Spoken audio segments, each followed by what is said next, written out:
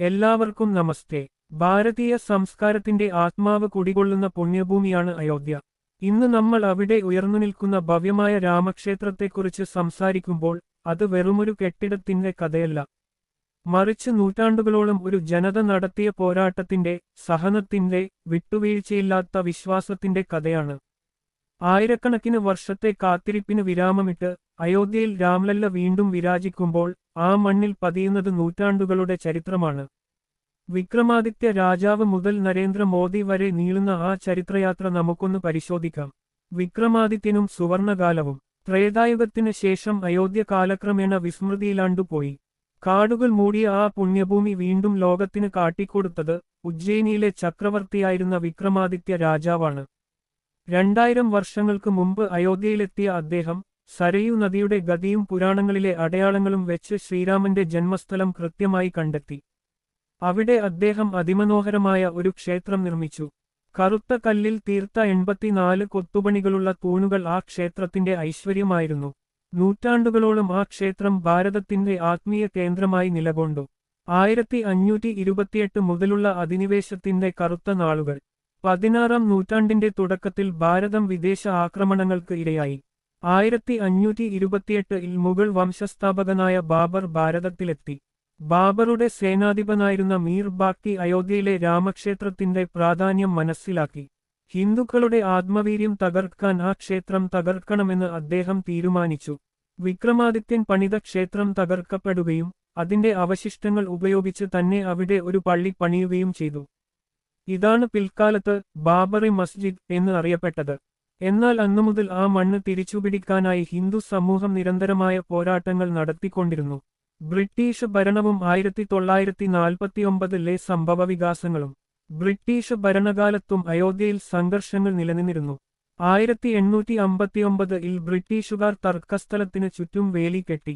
പള്ളിക്കുള്ളിൽ മുസ്ലിംകൾക്കും മുറ്റത്തെ രാം ചബൂത്ര യിൽ ഹിന്ദുക്കൾക്കും ആരാധന നടത്താൻ അവർ അനുമതി നൽകി. എന്നാൽ 1949 ഡിസംബർ 22-ന് രാത്രി ചരിത്രപരമായ ഒരു മാറ്റമുണ്ടായി. പള്ളിക്കുള്ളിലെ പ്രധാന താഴികക്കുടത്തിന് താഴെ ശ്രീരാമന്റെ വിഗ്രഹം കാണപ്പെട്ടു. ഇത് വലിയ ജനമുന്നേറ്റത്തിന് കാരണമായി. ക്രമസമാധാനം കണക്കിലെടുത്ത് സർക്കാർ പള്ളി പൂട്ടി സീൽ വെച്ചു. അതോടെ ആരാധന നിലച്ചു. പക്ഷേ നിയമപോരാട്ടം കോടതികളിലേക്ക് മാറി. പ്രക്ഷോഭത്തിന്റെ അഗ്നിപർവ്വതം പുകയാൻ തുടങ്ങിയത് 1980 മുതലാണ്. 80കളിൽ ക്ഷേത്ര പ്രസ്ഥാനം ശക്തമായി. വിശ്വഹിന്ദു പരിഷത്ത് രാജ്യവ്യാപകമായി രാമശിലകൾ ശേഖരിച്ചു. 1986-ൽ ഫൈസാബാദ് ജില്ലാ കോടതിയുടെ ഉത്തരവനുസരിച്ച് രാജീവ് ഗാന്ധി സർക്കാർ പള്ളിയുടെ പൂട്ടുകൾ തുറന്നുകൊടുത്തു. 1990-ൽ BJP നേതാവ് ശ്രീ LK അദ്വാനി നടത്തിയ രഥയാത്ര ഭാരതത്തെ ഇളക്കിമറിച്ചു. സോമനാഥിൽ നിന്ന് തുടങ്ങിയ ആ യാത്ര അയോധ്യയിലെത്തുമ്പോൾ തടയപ്പെട്ടു. 1990 ഒക്ടോബർ 30-നും നവംബർ 2-നും അയോധ്യയിൽ എത്തിയ കർസേവകർക്ക് നേരെ അന്നത്തെ ഉത്തർപ്രദേശ് മുഖ്യമന്ത്രി മുലായം സിംഗ് യാദവ് വെടിവയ്പ്പിന് ഉത്തരവിട്ടു. സരയൂ നദിക്കരയിലെ തെരുവുകൾ രക്തപങ്കിലമായി. കോത്താരി സഹോദരന്മാർ അടക്കം നിരവധി കർസേവകർ അവിടെ ബലിയർപ്പിക്കപ്പെട്ടു. ഈ രക്തസാക്ഷിത്വം പ്രസ്ഥാനത്തെ കൂടുതൽ ശക്തമാക്കി. 1992 ഡിസംബർ 6-നു ചരിത്രം വഴിമാറുന്നു. 1992 ഡിസംബർ 6. ലക്ഷക്കണക്കിന് കർസേവകർ അയോധ്യയിൽ ഒത്തുകൂടി. വികാരഭരിതമായ ആ നിമിഷങ്ങളിൽ നിയന്ത്രണങ്ങൾ ഭേദിക്കപ്പെട്ടു. ഉച്ചയോടെ കർസേവകർ പള്ളിയുടെ താഴികക്കുടങ്ങൾക്ക് മുകളിൽ കയറി. വൈകുന്നേരത്തോടെ ആ മന്ദിരം പൂർണ്ണമായും തകർക്കപ്പെട്ടു. ഒരു താൽക്കാലിക ടെന്റിൽ രാംലല്ലയെ പ്രതിഷ്ഠിച്ചു. ഏകദേശം 500 വർഷം ഭാരത സംസ്കാരത്തിന് മേൽ ഒരു കറുത്ത പാടായി നിലകൊണ്ട ബാബറി മസ്ജിദ് അങ്ങനെ ഓർമ്മയിൽ മാത്രമായി. ഈ സംഭവം രാജ്യത്തിന്റെ രാഷ്ട്രീയ ഭൂപടം മാറ്റിമറിച്ചു. കേന്ദ്ര സർക്കാർ കല്യാൺ സിംഗ് സർക്കാരിനെ പിരിച്ചുവിട്ടു. നീണ്ട നിയമയുദ്ധവും സുപ്രീം കോടതി വിധിയും. പിന്നീടുള്ള കാൽനൂറ്റാണ്ട് നീണ്ട നിയമപോരാട്ടമായിരുന്നു.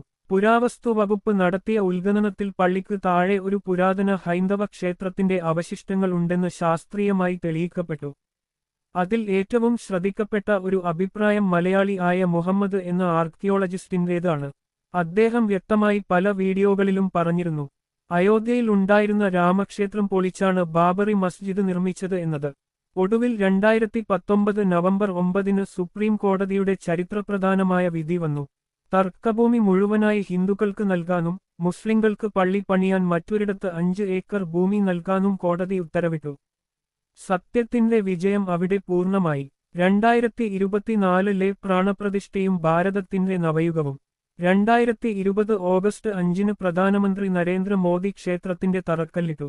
തുടർന്ന് അതിവേഗത്തിൽ നിർമ്മാണം പൂർത്തിയായി. 2024 ജനുവരി 22 ലോകം മുഴുവൻ അയോധ്യയിലേക്ക് ഉറ്റുനോക്കി.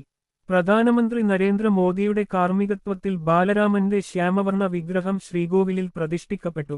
നൂറ്റാണ്ടുകളുടെ കാത്തിരിപ്പ്, ആയിരങ്ങളുടെ ബലിദാനം, പതിറ്റാണ്ടുകളുടെ നിയമയുദ്ധം, ഇതെല്ലാം സഫലമായ നിമിഷമായിരുന്നു അത്. അയോധ്യയിലെ രാമക്ഷേത്രം ഇന്ന് സഹനത്തിന്റെയും നീതിയുടെയും പ്രതീകമാണ്. വരും തലമുറകൾക്ക് അത് സത്യത്തിന്റെയും ധർമ്മത്തിന്റെയും പാഠം പകർന്നു നൽകും. രാമരാജ്യം എന്ന ആ വലിയ സ്വപ്നത്തിലേക്കുള്ള യാത്രയുടെ തുടക്കമാണിത്. നീതിയുടെയും വിശ്വാസത്തിന്റെയും വിജയഗാഥയാണ്. ജയ് ശ്രീറാം.